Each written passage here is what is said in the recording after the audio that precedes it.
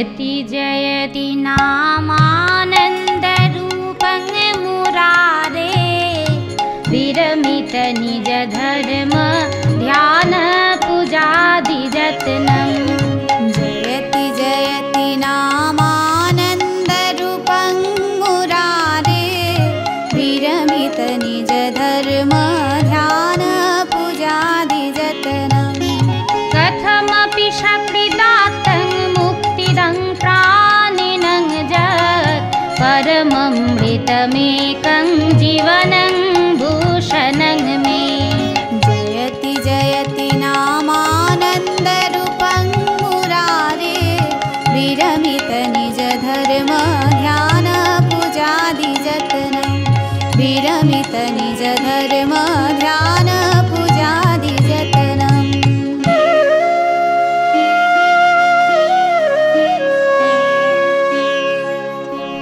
বর্ধমান জেলার পরম বৈষ্ণবাচার্য শুদ্ধ ভক্ত শিরোমণি রামচন্দ্র কবিরাজ। পিতার নাম চিরঞ্জীব সেন, মাতা ছিলেন সুনন্দা দেবী। রামচন্দ্র কবিরাজ এমন একজন ভক্ত ছিলেন যিনি রমণী বিলাসের মতো সর্বশ্রেষ্ঠ আনন্দকেও গুরুদেবের এক কথায় পদদলিত করে চলে গিয়েছিলেন কৃষ্ণ ভজনের পথে। যে গোবিন্দ দাসের পদ ছাড়া কৃষ্ণলীলা সম্ভব নয়, সেই গোবিন্দ দাসের দাদাই হলেন রামচন্দ্র কবিরাজ। তাই পদকর্তা গৌর সুন্দর সম্পর্কে কি বলছেন? পহু মোরে গৌরাঙ্গ সুন্দর রায়,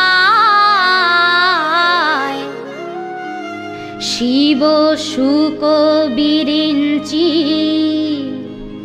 যাহার গুণ গায়। পহু গৌরাঙ্গ আহা সুন্দর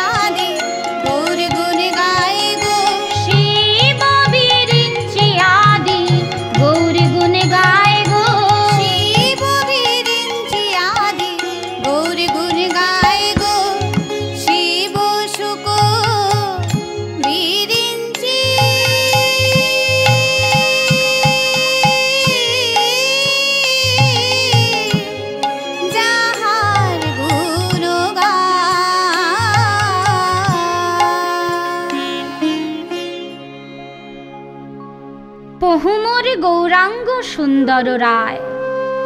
পহু কথার অর্থ প্রভু। গৌর সুন্দরের রূপে মোহিত হয়ে শিব ব্রহ্মা তার গুণগান গেয়ে আনন্দে বিভোর হয়ে যায়। শুধু কি তাই, স্বয়ং লক্ষ্মী ঠাকুরানীর কি অবস্থা?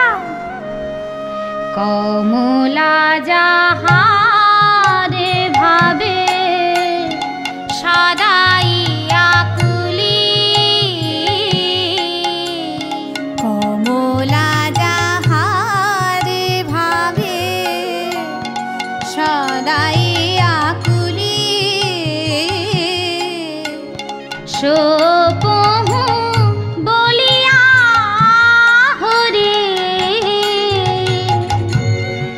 কান্দে বাহু তুলি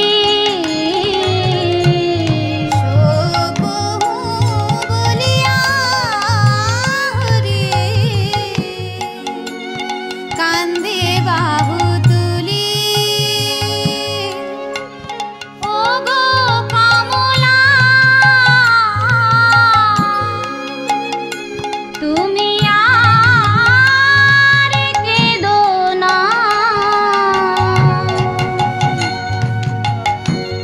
তোমার দুঃখে দুঃখী হয়ে আমি রইতে পারি না ও গো কমলা তুমি আর কেঁদো না তোমার দুঃখে দুঃখী হয়ে আমি রইতে পারি না শোক বলিয়া হরি কান্দে বাহু তুলি কমলা অর্থাৎ লক্ষ্মী ঠাকুরানী যাহার ভাবে ভাবিত হয়ে সদাই আকুল হয়ে কাঁদছেন। প্রভু ভুবন মোহিত করা রূপের ডালি নিয়ে সারা বিশ্বকে আকৃষ্ট করছেন। তিনি নিজেই দুটি বাহু উত্তোলন করে সর্বদা হরি বলে কাঁদছেন। প্রভুর এমতো অবস্থা দেখে পদকর্তা কি বলছেন? পুরাবনি গুড় প্রেমে পুলকিত অঙ্গ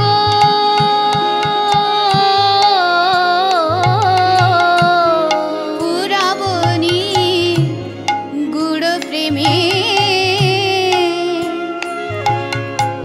পুলকিত অঙ্গ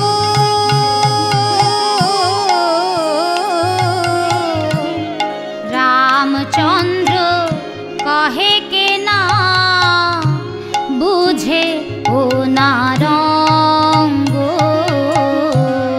রামচন্দ্র কহে কে না বুঝে ও নারঙ্গ কে না বুঝে গো কে না বুঝে গো কে না বুঝে গো কে না বুঝে গো পুরাবের ভাবের কথা কে না বুঝে গো পুরাবের ভাবের কথা কে না বুঝে গো পুরাবের ভাবের কথা কে না বুঝে গো পুরাবের ভাবের কথা কে না বুঝে গো রামচন্দ্র কাহে কে না বুঝে ও নারঙ্গ গৌরাঙ্গ মহাপ্রভু রাধাকৃষ্ণের মিলিত রূপ। তিনি রাধা ভাবে ভাবিত হয়ে হরি বলে কেঁদে লুটিয়ে পড়ছেন। এই যে এত সুন্দর পদ, এই পদটি রামচন্দ্র কবিরাজের লেখা পদ। আজ এই বৈষ্ণব আচার্য রামচন্দ্র কবিরাজের জীবন কথা আমরা আস্বাদন করব। দামোদর পণ্ডিতের কন্যা সুনন্দা দেবীর বিবাহ হলো মুর্শিদাবাদের ছেলে চিরঞ্জীব সেনের সঙ্গে। চিরঞ্জীব সেন ছেলেটি ভালো ছিল, কিন্তু সুনন্দার শ্বশুর বাড়ির লোকজন ও আত্মীয় স্বজন খুব ভালো ছিল না। চিরঞ্জীব সেন সুনন্দাকে বিয়ে করে বাড়ি নিয়ে গেলেন। কিছুদিন বাদে তাদের একটি ফুটফুটে পুত্র সন্তানের জন্ম হলো।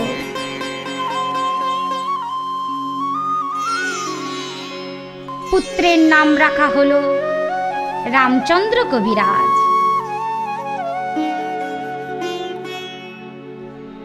বুধুরি গ্রামেতে বৈশী সেই চিরঞ্জীব। বুধুরি গ্রামেতে বৈশী সেই চিরঞ্জীব। তার সঙ্গ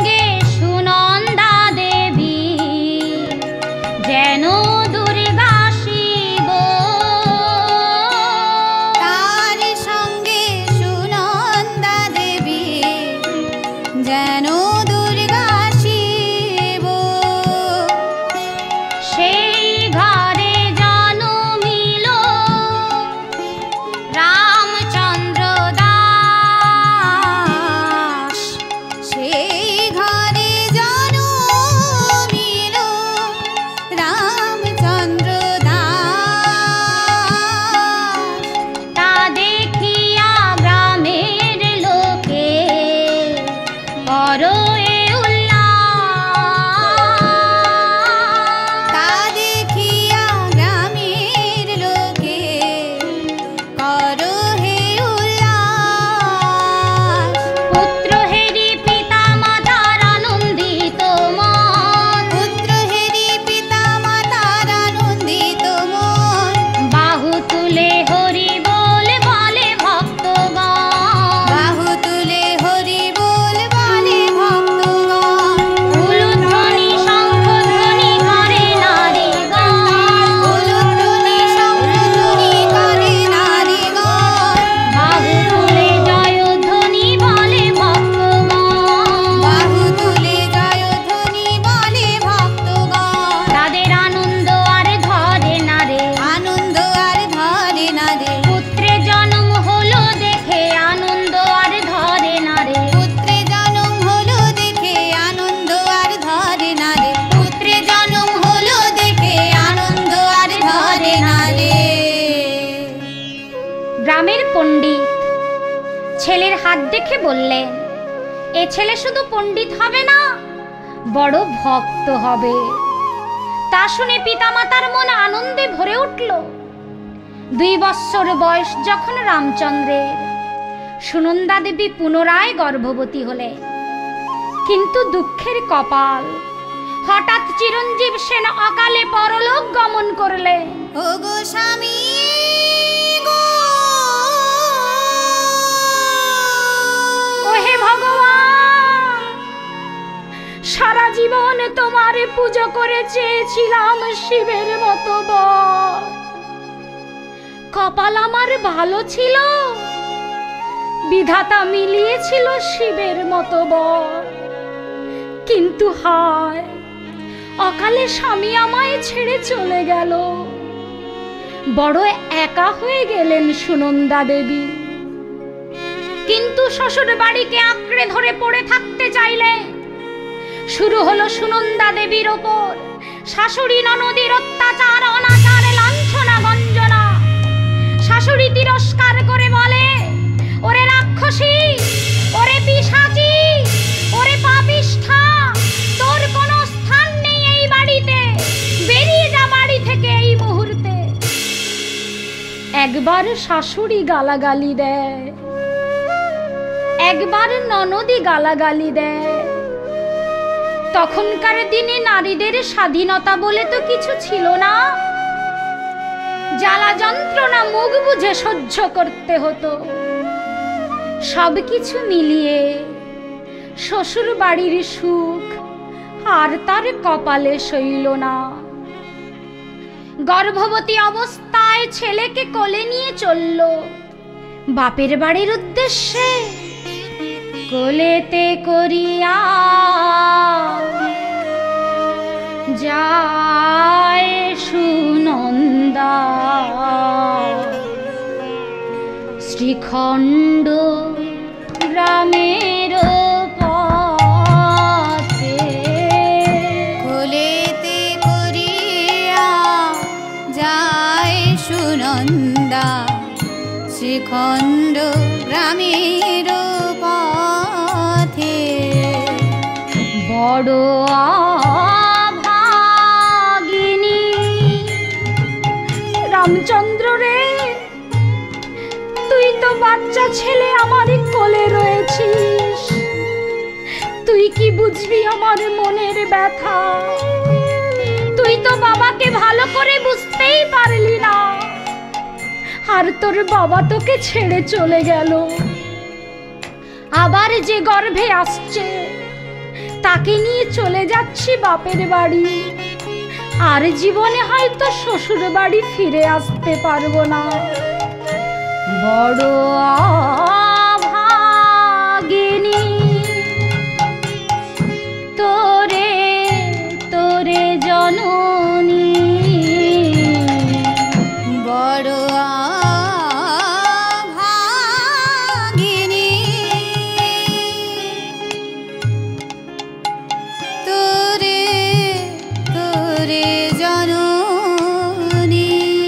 জীবন কাটাইব কেমনে, মনের দুঃখে যায় সুনন্দা। ওহে দয়াময়, রামের তুমি কি করলে দয়াময়? তোমার খেলা যে কবে কোন দিকে মোড় নেবে কে বা জানে বলো প্রভু।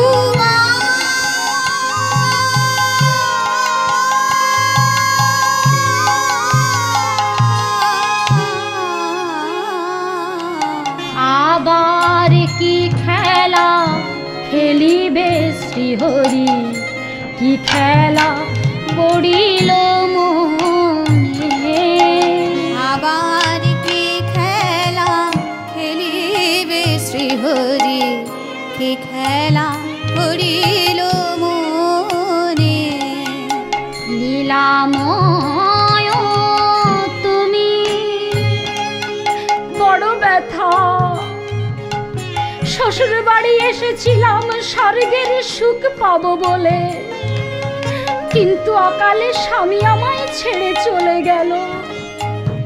এখন এই ছেলেকে যদি মানুষ করতে পারি তবেই আমি জীবনে প্রমাণ করতে পারবো আমার স্বামীর ভালোবাসা সত্য।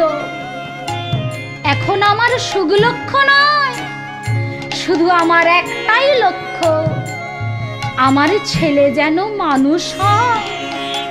লীলাময় তুমি ওগো শ্রীহরি, লীলাময় তুমি ওগো শ্রীহরি। তোমার খেলা বুঝিব কেমনে, আবার কি খেলা খেলিবে শ্রীহরি, কি খেলা পড়িল মনে।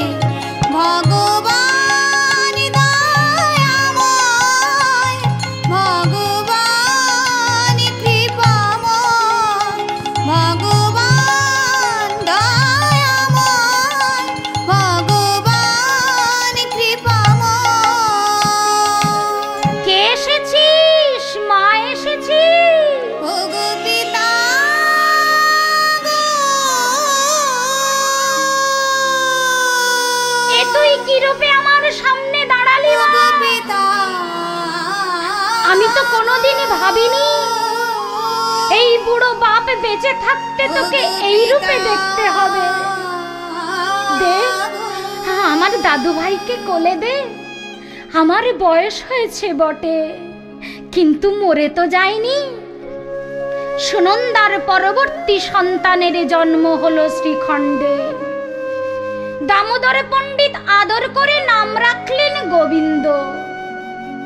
জন্মের কিছুদিন পর এমন কান্না জুড়ে দিল, কান্না কিছুতেই থামছে না, মরে যাওয়ার উপক্রম। তখন দামোদর পণ্ডিত কালী মায়ের পুজো করছিলেন।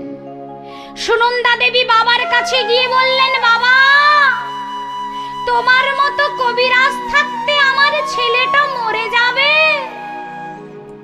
দামোদর পণ্ডিত কোনো কথা না বলে ইঙ্গিতে বুঝিয়ে দিলেন কালী মায়ের যন্ত্রধৌত জল খাওয়াতে।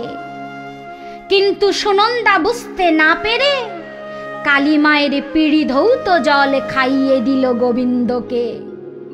কপাল ভালো ছিল, পিড়ি ধৌত জল খেয়ে গোবিন্দ দাসের রোগ দূরীভূত হলো এবং কান্না থেমে গেল। দামোদর পণ্ডিত বললেন, এই নাতি আমার কালী ভক্ত হবে। মা কালীর কৃপায় যখন ছোট নাতি রক্ষা পেয়েছে, ওকে আমি কালী পুজো শিখিয়ে যাব।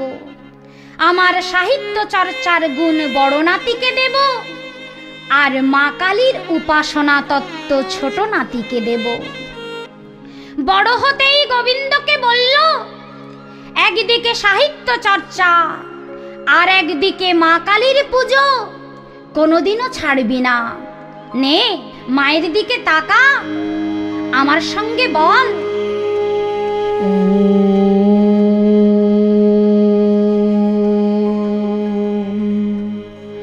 सर्वमङ्गलमङ्गल्ये शिवे सर्वार्थसाधिके शरण्ये त्र्यम्बके गौरी नारायणि नमस्तुते।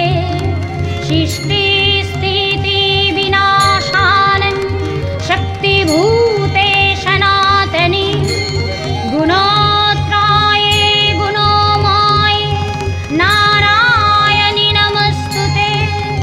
शरणागत दीनार्त परित्राणाय परायणे सर्वशान्ति हरेर् देवी नारायणि नमस्तुते। सर्वशान्ति हरेर् देवी नारायणि नमस्तुते।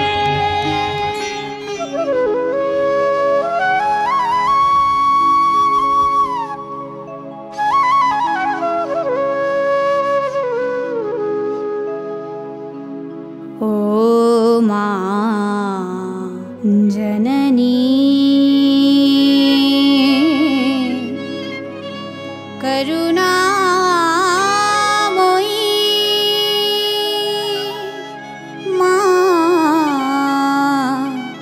मा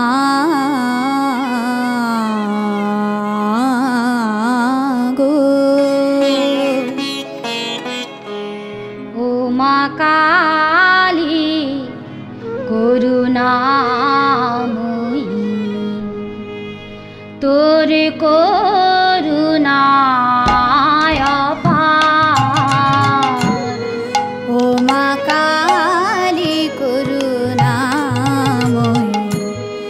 তোর করুণায় অপার। ও মা কালী করুণাময়ী, তোর করুণায় অপার। ও মা কালী করুণাময়ী, তোর করুণায় অপার। তোর করুণা মা পেল ভক্তগণ, পেল তোর চরণ তল। তোর করুণা মা পেল ভক্তগণ, পেল তো চরণ তল। ও মা কালী করুণাময়ী, তোর করুণায় অপার। ও মা কালী করুণাময়ী, তোর করুণায় অপার। তোর পিড়ি ধৌত জালে মা গো,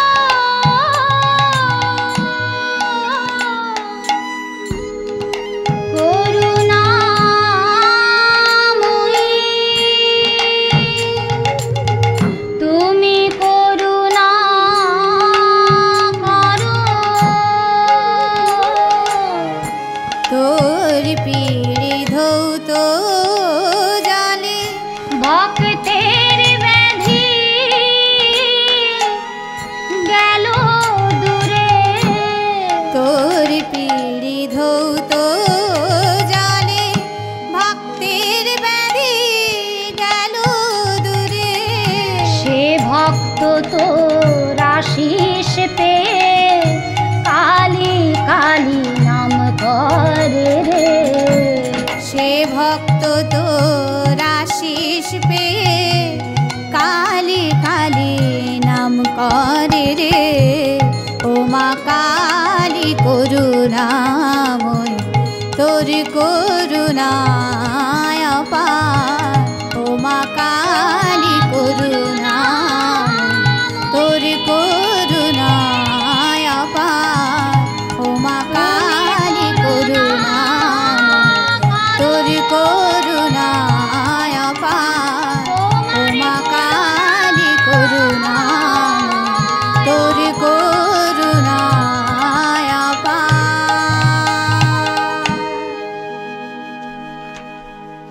গোবিন্দ দাস পরবর্তীকালে কৃষ্ণ মন্ত্রে দীক্ষা গ্রহণ করে সুন্দর সুন্দর বৈষ্ণব পদাবলী লিখেছিলেন। রামচন্দ্রের বিদ্যা বুদ্ধি পাণ্ডিত্যের খবর সারা শ্রীখণ্ড অঞ্চলে ছড়িয়ে গেল। নাতি বড় হয়েছে দেখে দামোদর পণ্ডিত মনে মনে ভাবলেন, আমি নাদ বউয়ের মুখ দেখেই শান্তি পাব। যেমনি ভাবনা তেমনি কাজ। তাই তিনি মুর্শিদাবাদের মেয়েকে পছন্দ করলেন। যেমনি রূপবতী তেমনি গুণবতী, একসাথে 2 গুণ সম্পন্না রত্নমালার সঙ্গে রামচন্দ্রের বিবাহের আয়োজন করলেন। বিবাহের দিন উপস্থিত হলো, আর সবাই মিলে বিবাহের আয়োজন শুরু করে দিল। পাড়ার মেয়েরা জল সাধন করতে যাবে, তাই একে অপরকে ডেকে বলছে, ওরে আয় আয় আয়, জল আনতে যেতে হবে, তাড়াতাড়ি আয়। জলের ঘাটে চল কমলা, আমরা জলে যাই। জলের ঘাটে চল কমলা, আমরা জলে যাই। জলের ঘাটে চল কমলা, আমরা জলে যাই। জলের ঘাটে চল কমলা, আমরা জলে যাই। আমরা জলে যাই লো কমলা, আমরা জলে যাই। আমরা জলে যাই কমলা, আমরা জলে যাই। জলের ঘাটে চল কমলা, আমরা জলে যাই। জলের ঘাটে চল কমলা, আমরা জলে যাই। রামচন্দ্র বরের সাজে সেজে মেয়ের বাড়ি এসে উপস্থিত হলো। তখন মেয়ের বাড়ি হইচই পড়ে গেল, বর এসেছে, বর এসেছে, বর এসেছে। উলু দে, শঙ্খ বাজা, বরণডালা সাজা। তোরা শঙ্খ বাজানা, সবাই মিলে উলু দে না, রত্নমালার বিয়ে। রামচন্দ্র বর এসেছে টোপর মাথায় দিয়ে। তোরা শঙ্খ বাজানা, সবাই মিলে উলু দে না, রত্নমালার বিয়ে।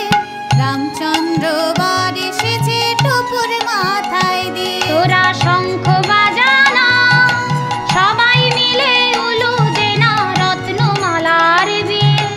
রামচন্দ্র বর এসেছে টোপর মাথায় দিয়ে। রামচন্দ্র বর এসেছে টোপর মাথায় দিয়ে।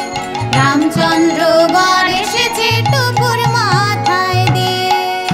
সখী, বর যে বাড়িতে এসে উপস্থিত হলো, আমায় কখন সাজাবি? আয় আয় আয়, তাড়াতাড়ি আমাকে কোণের সাজে সাজিয়ে দে। आओ मेरे सखियों, मुझे मेहंदी लगा दो, मेहंदी लगा दो, मुझे ऐसी सजा दो, मुझे रामचंद्र की दुल्हन बना दो। मुझे रामचंद्र की दुल्हन बना दो। आओ मेरे सखियों, मुझे मेहंदी लगा दो, मेहंदी लगा दो, मुझे ऐसी सजा दो, मुझे रामचंद्र की दुल्हन बना दो।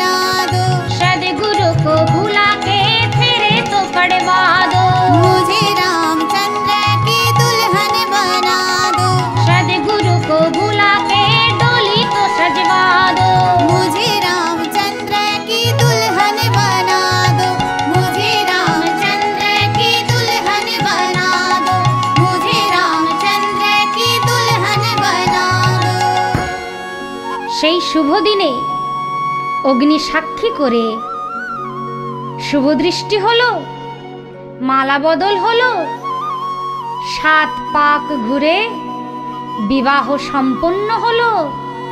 শুভ দিনে শুভক্ষণে বিবাহ হইল, তাহা দেখি গ্রামবাসী আনন্দে মাতিল। শুভ দিনে শুভক্ষণে বিবাহ হইল, তাহা দেখি গ্রামবাসী আনন্দে মাতিল। তাদের আনন্দের আর সীমা নাই রে, আনন্দের আর সীমা নাই রে, তারা পরমানন্দে মেতেছে সব। তাদের আনন্দের আর সীমা নাই রে, তারা পরমানন্দে মেতেছে সব। তাদের আনন্দের আর সীমা নাই রে, তাহা দেখি গ্রামবাসী আনন্দে মাতিল। বিবাহের পর রত্নমালা কনের সাজে সেজে শ্বশুর বাড়ির দিকে চলেছে পালকিতে করে। কেমন শোভা! আনন্দিত মনে তারা করিল গমন, আনন্দিত মনে তারা করিল গমন, শিবিকা বাহনে চলে আনন্দিত মন। শিবিকা বাহনে চলে আনন্দিত মন, জাতি গ্রাম সঙ্গে করে করিল গমন, জাতি গ্রাম সঙ্গে করে করিল গমন, শ্রীনিবাসাচার্য প্রভু করিল দর্শন। শ্রীনিবাসাচার্য প্রভু করিল দর্শন, পালকি চড়ে যায় গো তারা, পালকি চড়ে যায় গো তারা, নূতন বর নূতন কনে, পালকি চড়ে যায় গো তারা, নূতন বর নূতন কনে। পালকি চড়ে যায় গো তারা, শ্রীনিবাসাচার্য প্রভু করিল দর্শন। শ্রীনিবাস আচার্যকে বলা হয় মহাপ্রভুর দ্বিতীয় অবতার। জাতিগ্রামের ওপর দিয়ে যাওয়ার সময় শ্রীনিবাস আচার্যের কথা শুনে রামচন্দ্রের বৈরাগ্য হলো। আমার তো জন্ম হয়েছে ভগবানের সেবা করার জন্য, কিন্তু আমি কেমন করে ভুল পথে পা বাড়িয়েছি। আমি তো একসঙ্গে 2 নৌকায় পা দিয়ে চলতে পারবো না। ফুলশয্যার রাতেই বাসরে ঘরে বসে রত্নমালাকে বলছেন, আমরা যখন পালকিতে করে আসছিলাম তখন রাস্তায় একজন পাঠক ঠাকুর আমায় দেখে বলেছেন, আমার নাকি সংসার করার জন্য জন্ম হয়নি, আমি ভুল করে সংসারে পা বাড়িয়েছি, আমার জন্ম হয়েছে ভগবানের সেবার জন্য। এবার বলো, আমি অগ্নি সাক্ষী করে তোমায় বিবাহ করে নিয়ে এসেছি রত্নমালা, আমি তো তোমার প্রতি অন্যায় অবিচার করতে পারি না। জীবনের চরম মুহূর্তে দাঁড়িয়ে আমাকে সিদ্ধান্ত নিতে হবে। আমার একটাই মন, আমি কৃষ্ণকে দেব না সংসারকে দেব? বলো কোন দিকে যাওয়া উচিত? রত্নমালা স্বামীর চরণ ধরে বলল, ওগো স্বামী, আমাদের হিন্দু ধর্মে স্ত্রীকে বলা হয় সহধর্মিণী। স্বামী, আপনি যে ধর্মকে শ্রেষ্ঠ বলে মনে করবেন সেই ধর্মেই আমি সহযোগিতা করব। ওগো রত্নমালা, সাধুর বিচার যে শ্রেষ্ঠ বিচার। আমার দেহ যদি কৃষ্ণ সেবার জন্য হয়ে থাকে, তাহলে আমি সাধুর চরণ সান্নিধ্যে গিয়ে কৃষ্ণ সেবা করতে চাই। আমায় অনুমতি দাও। স্বামী, আপনার চরণে আমার একটা নিবেদন, আজকে রাত্রিটুকু না গিয়ে কালকে সকালে যাবে। কি বলো কি? এই একটা রাত্রি যদি আমি তোমার সঙ্গে কাটিয়ে দিই, এই এক রাত্রির মধ্যে আমার মন তোমার কাছে চলে যাবে। এই সন্ধিক্ষণেই আমাকে সিদ্ধান্ত নিতে হবে, আমার এই মন আমি তোমায় দেব না কৃষ্ণ ভজন করব। স্বামী, শুধু এই রাত্রিটা কাটিয়ে সকালে যেও, এইটুকু কথা তুমি আমারে রাখো। এইটুকু কথা তুমি আমার রাখো স্বামী। এই নিশীথে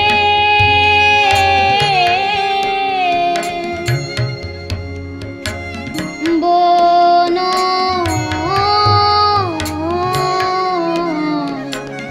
পথে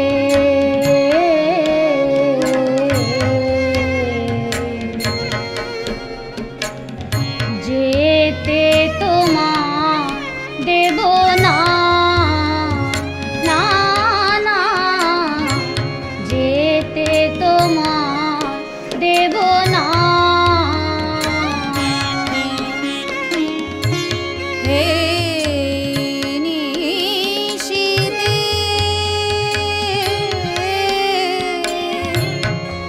স্বামী, আপনার মন চাই না, আপনার সঙ্গে আমার বিয়ে হয়েছে বলে আমার জন্ম জন্মান্তরের সম্পর্ক সৃষ্টি হয়েছে, কিন্তু এই রাত্রিতে জঙ্গলে হিংস্র জীবজন্তু আপনার ক্ষতি করতে পারে স্বামী। তুমি না শুনো, শুনো না কথা,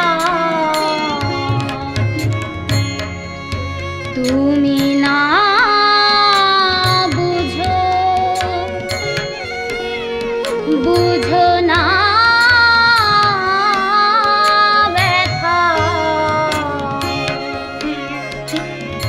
ও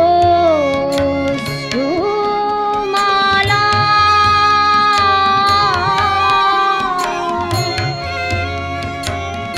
দিও শেষে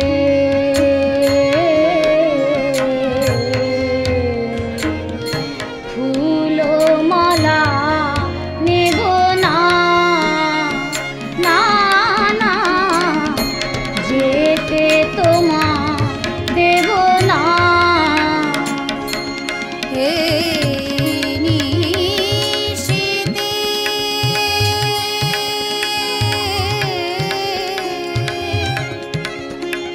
বন ওগো স্বামী, আপনি ওই গুরুর চরণ সান্নিধ্যে গিয়ে কৃষ্ণ সেবা করবে, আর আমি ঘরে বসে আপনার চিন্তা করতে করতে সারা জীবন কাটিয়ে দেব।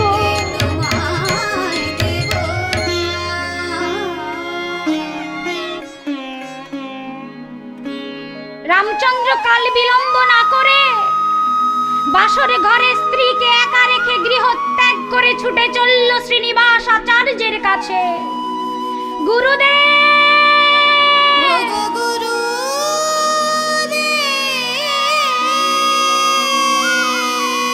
এই দেখুন গুরুদেব, আপনার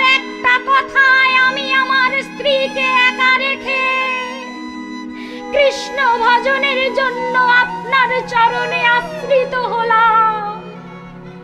আপনি বলুন গুরুদেব, কেমন করে কৃষ্ণ ভজন করব, কেমন করে আমি কৃষ্ণ সেবা করব?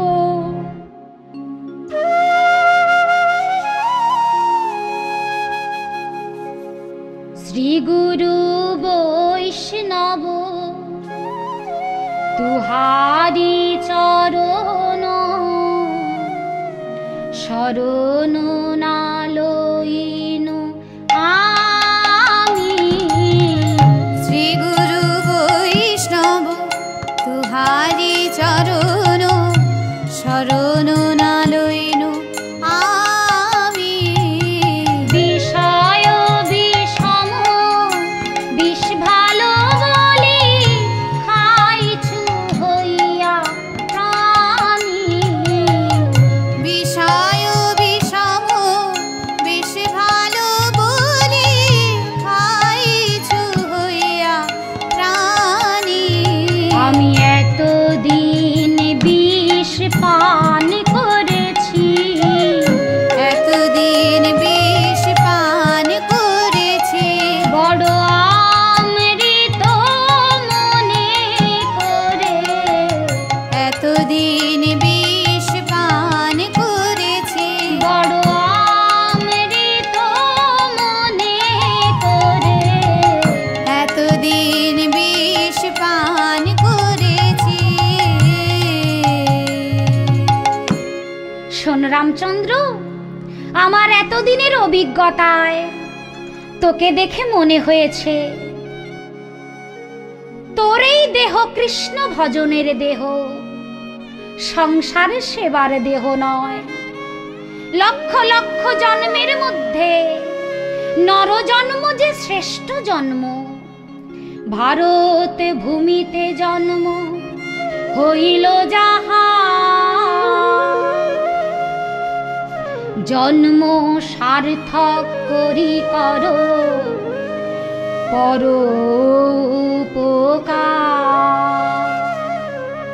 রামচন্দ্র, তুমি এমন ভাবে কৃষ্ণ ভজন করো যাতে তোমারও উপকার আর অন্যেরও উপকার। গুরুদেব, আপনার চরণ সান্নিধ্য পেয়ে আমার নরজনম ধন্য হয়ে গেল। বেশ কিছুদিন কেটে গেল। গুরুদেব ভাবলেন আমার প্রতি ওর নিষ্ঠা এসেছে কিনা পরীক্ষা করতে হবে। হঠাৎ রামচন্দ্রকে বলে উঠল, রামচন্দ্র সরে যা, রামচন্দ্র ওই দেখ সাপ সাপ সাপ। রামচন্দ্র লাফিয়ে উঠে থরথর করে কাঁপতে লাগলো, গা দিয়ে ঘাম ঝরতে লাগলো। গুরুদেব বললেন, রামচন্দ্র এত ভয় পেও না, ওটা সাপ নয়, ওটা দড়ি। ও দড়ি? রামচন্দ্র, আমি ওই দড়িটাকে সাপ বললাম, তুমি দেখে ভয় পেলে কেন? গুরুদেব, আপনি যখন ওই দড়িটার মধ্যে সাপ বললেন, তখন ওই দড়িটাকে আমি সাপ দেখলাম। ভয়ে সারা শরীর আমার কাঁপতে লাগলো, গা দিয়ে ঘাম ঝরতে লাগলো। তুমি আমার কথায় এতটা বিশ্বাস করো? গুরুদেব, আপনার কথায় যদি আমার নিষ্ঠা না হয়, তবে আপনি একটা পাথরের মূর্তি দেখিয়ে বলবেন, ওই দেখ রামচন্দ্র, ওটাই স্বয়ং কৃষ্ণ। তখন তাতে কি আমার বিশ্বাস হবে? এক যে খড়ের বট আছে আঙিনা, এক যে খড়ের বট আছে আঙিনা। প্রভু কহে রামচন্দ্র সর্প বুঝি হয়। প্রভু কহে রামচন্দ্র সর্প বুঝি হয়। খড় বড় বলি রাম চন্দ্র তা জানেন। খড় বড় বলি রাম চন্দ্র তা জানে। প্রভুর আজ্ঞায় তাহা সর্বই দেখে। প্রভুর আজ্ঞায় তাহা সর্বই দেখে। কহে বটে বটে প্রভু বড় সর্প হয়। কহে বটে বটে প্রভু বড় সর্প হয়। কোন প্রভু কহে নাহি খড় বড় হয়। কোন প্রভু কহে নাহি খড় বড় হয়। গুরুদেবী ছুটে গিয়ে রামচন্দ্রকে বুকে জড়িয়ে ধরলেন। আমার কথায় তোর এত বিশ্বাস? আজ দড়িকে সাপ বললাম তোর বিশ্বাস হলো? আরে যেদিন পাথরের মূর্তিকে ভগবান বলবো সেদিনও তোর বিশ্বাস হবে? বাহ, বলিহারি তোর গুরু ভক্তি। তোর সত্যিকারে গুরুপদে নিষ্ঠা এসেছে রামচন্দ্র। গুরুদেব রামচন্দ্রকে পরীক্ষা করার জন্য আরো কঠিন পরীক্ষায় ফেলে দিলেন। রামচন্দ্র যা, তুই একবার তোর স্ত্রীর বদন দেখে আয়। শোন, দেখে আসতে বললাম বলে শুধু দেখেই চলে আসবি না, এক রাত থেকেই তবে আসবি। তাই হবে গুরুদেব, আপনার বাক্যই আমার বেদ বাক্য। এই বলে রামচন্দ্র চলল রত্নমালার কাছে। শ্রীখণ্ড পথেতে তখন করিল শ্রীখণ্ড পথেতে তখন করিল রত্নমালার ঘরে আসি দিল দর্শন। রত্নমালার ঘরে আসি দিল দর্শন। এতদিন পরে রত্নমালা স্বামীকে দেখতে পেয়ে তার আনন্দের সীমা রইল না। কি হলো জানো? মরা শরীরে প্রাণ এসেছে। মরা শরীরে প্রাণ এসেছে। এই রামচন্দ্রকে দেখতে পেয়ে মরা শরীরে প্রাণ এসেছে। জলানি শ্রীচরণ করিল ধাবন। জলানি শ্রীচরণ করিল ধাবন। নিজ কেশ দিয়া চরণ মুছায়ে তখন। নিজ কেশ দিয়া চরণ মুছায়ে তখন। রত্নমালা, এই দেখো আমার গুরুদেব তোমার কাছে পাঠিয়েছে একটা রাত্রি কাটানোর জন্য। আপনার গুরুদেব বোধহয় আমার মনের ব্যথা বুঝতে পেরেছে, তাই আপনাকে আমার কাছে পাঠিয়েছেন। আপনার গুরুদেব মানুষটি কেমন, তার গুণের কথা আমায় একটু বলুন। আমার গুরুদেব কেমন জানো? প্রভু মোর শ্রীনিবাস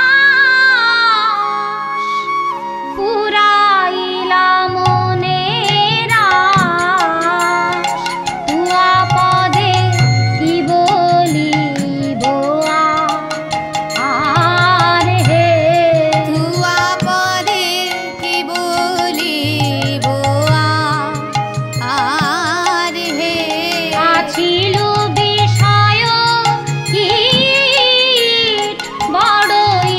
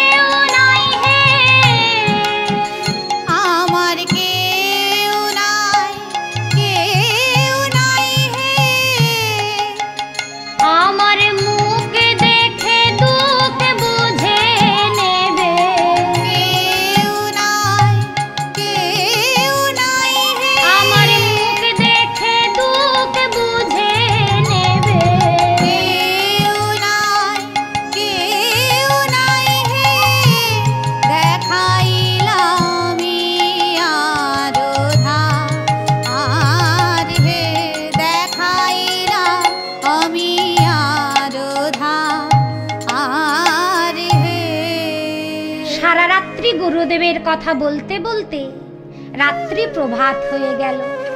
রামচন্দ্র বলল, রত্নমালা, এবার আমি আসি। সঙ্গে সঙ্গে স্বামীর চরণ জড়িয়ে ধরে বলে উঠল, গো স্বামী, আমায় একটি সন্তান দিয়ে যাও। রত্নমালা, আমার গুরুদেবের যে আজ্ঞা নেই। আমার গুরুদেব যদি বলতো সন্তান দিয়ে এসো, তবেই আমি দিতে পারতাম। আমার মন প্রাণ সব গুরু আশ্রিত। তবে শোনো, মা বাবা হারানো ছোট ভাই গোবিন্দকে তুমি সন্তান জ্ঞানেই প্রতিপালন করো। ফিরে এলো গুরুদেবের কাছে। রামচন্দ্র, তুমি এসেছো, তবে আমার স্নানের জল এনে দাও।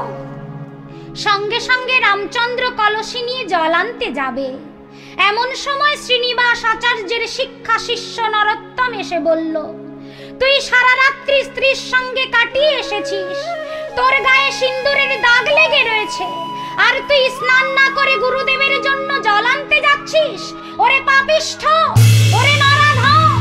এই বলে ঝাঁটার বাড়ি মারতে লাগলো। ঝাঁটার বাড়ি মারতে মারতে হাত থেকে কলসি ছাড়িয়ে নিয়ে নরোত্তম নিজেই গেল জল আনতে। গুরুদেবকে স্নান করানোর জন্য যেই গায়ের ওড়নাটা সরাতে গেছে, দেখে গুরুদেবের সারা গায়ে ঝাঁটার দাগ। এ কি গুরুদেব, আপনার গায়ে ঝাঁটার দাগ এলো কেমন করে? কে এমন পাপিষ্ঠ আপনার গায়ে ঝাঁটার বাড়ি মেরেছে? কেন নরোত্তম, তুমিই তো আমায় মেরেছ। না গুরুদেব, আমি আপনাকে মারতে যাব কেন? ওই রামচন্দ্র অন্যায় করেছে, তাই তাকে আমি শাস্তি দিয়েছি। ওরে নরোত্তম, তোরা যে দুজনেই আমার শিষ্য, শিষ্যের সমস্ত আঘাত যে আমার গায়ে এসে লাগে। গুরুদেব, আমায় ক্ষমা করুন গুরুদেব। আমি না জেনে না বুঝে আপনার অঙ্গে আঘাত করেছি গুরুদেব, আপনি আমায় ক্ষমা করুন। আমি যে শাস্ত্রে শুনেছি, কৃষ্ণ রুষ্ট হলে গুরু রাখিবারে পারে, গুরু রুষ্ট হলে কৃষ্ণ রাখিবারে না রে। গুরুদেব, আপনি আমায় ক্ষমা করুন গুরুদেব। আপনার এত কাছে থাকা সত্ত্বেও আপনাকে আমি চিনতে পারলাম না। দয়াল গুরুকে তোমার চিনিতে পারে, তুমি না চেনালে পারে। গুরুকে তোমার চিনিতে পারে, তুমি না চেনালে পারে। গুরুকে তোমার চিনিতে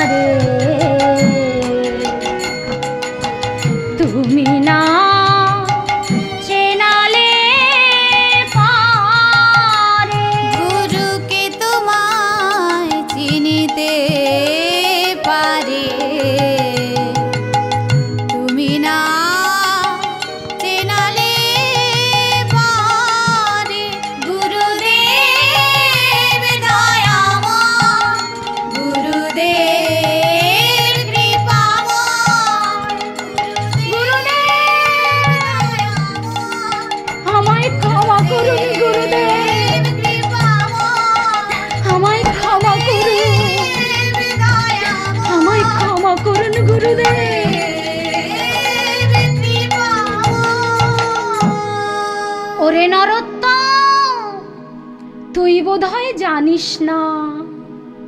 রামচন্দ্র আমার এক কথায় ওর সুন্দরী স্ত্রীকে বাসর সজ্জা থেকে পরিত্যাগ করে চলে এসেছে আমার কাছে।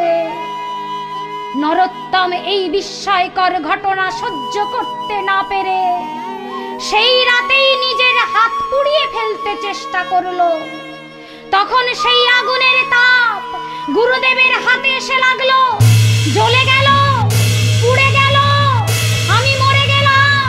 ওরে নরোত্তম, বন্ধ কর তোর হাত পোড়া। এ দেশে বিচার নাই বাপ রে বাপ, এ দেশে বিচার নাই বাপ রে বাপ। দিনে মারে ঝাঁটার বাড়ি রাতে পোড়ায় হাত, দিনে মারে ঝাঁটার বাড়ি রাতে পোড়ায় হাত, দিনে মারে ঝাঁটার বাড়ি রাতে পোড়ায় হাত, দিনে মারে ঝাঁটার বাড়ি রাতে পোড়ায় হাত। বেশ কিছুদিন কেটে গেল।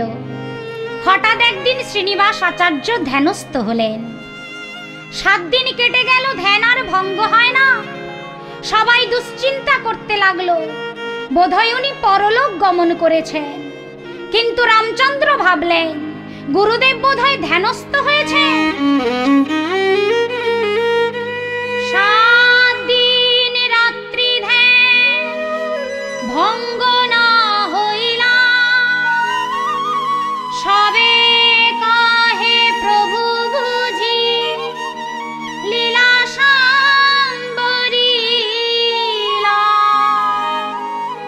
রামচন্দ্র বস্ত্র আবৃত করিয়া ধ্যানস্থ হলেন, আর দেখলেন প্রভু যমুনার জলে রাধারানীর কুণ্ডল খুঁজছেন। তখন একসাথে দুজনায় সখী রূপে খুঁজতে খুঁজতে পদ্মপত্রের তলে কুণ্ডল খুঁজে পেলেন, আর দুজনায় কোলাকুলি করতে লাগলেন। 2 সখী কোলাকুলি পাইয়া আনন্দে, 2 সখী কোলাকুলি পাইয়া আনন্দে, পরাই লাগিয়া শ্রীমতীর গণ্ড চন্দ্রে, পরাই লাগিয়া শ্রীমতীর গণ্ড চন্দ্রে। প্রসন্ন হইয়া প্যারি তাম্বুল চর্বিত, প্রসন্ন হইয়া প্যারি তাম্বুল চর্বিত, দোহ হস্তে দিলেন হইয়া আনন্দিত, দোহ হস্তে দিলেন হইয়া আনন্দিত। রাধারানী প্রসন্ন হয়ে প্রসাদ হিসেবে চিবানো পান 2 জনার হাতে দিলেন। সেই প্রসাদ তারা সেবা করলেন। ধ্যান ভঙ্গ হলে সমস্ত ভক্তবৃন্দ হাতের মধ্যে পানের পিকের দাগ দেখে চমকে উঠলেন। ত্রিজগতে পরমধু লাভ যে অমৃত, যে অমৃত লাগিয়া ব্রহ্মা আদি ধরে ব্রত, ব্রহ্মা আদি ধরে ব্রত।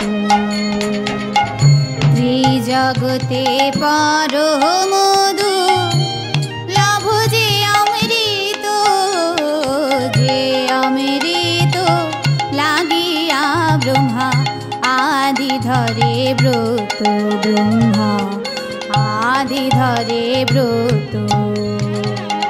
শ্রী আচার্য প্রভুর শুভ চরণ আশ্রয়, প্রভু হে